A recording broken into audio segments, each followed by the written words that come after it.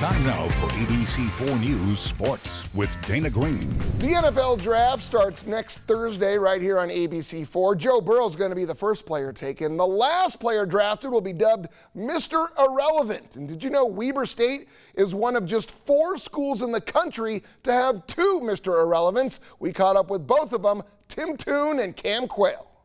Back in 1998, Cam Quayle was the 241st and final pick of the draft by the Baltimore Ravens, and he didn't think it was real. I'd actually thought the draft was over, so I was just at my parents' house hanging out. My phone rang. I picked it up, and it was Ted Marchibroda, head coach of the Ravens, and I seriously thought my friends were punking me. So I'm like, dude, who got their grandpa to call me? In 2010, Tim Toon finally heard his name called with the 255th pick. The Detroit Lions select Tim Toon, wide receiver, Weber State. You get that call and like my heart's beating really fast. You know, my parents and my little brother were with me, and my mom's a big sports fan, and so she was very excited. As part of the Mr. Irrelevant celebration, both players got to spend the day at Disneyland and go to an Angels baseball game.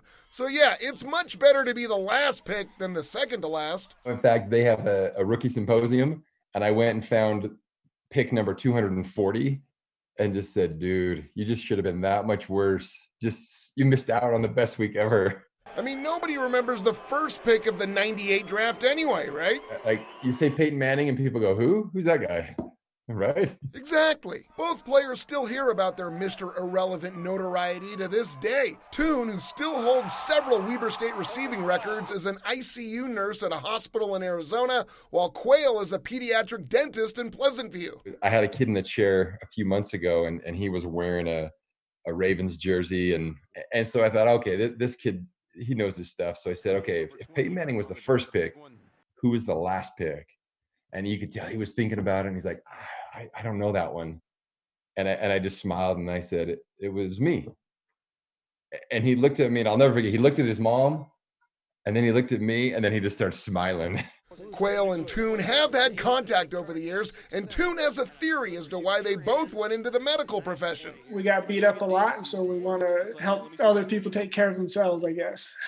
So while Mr. Irrelevant isn't the most noble of titles, Quayle and Toon have both embraced the moniker with pride. I felt like it was a big honor to be selected, one, and then be a part of it and be a part of like that community. We're all pretty irrelevant in our lives.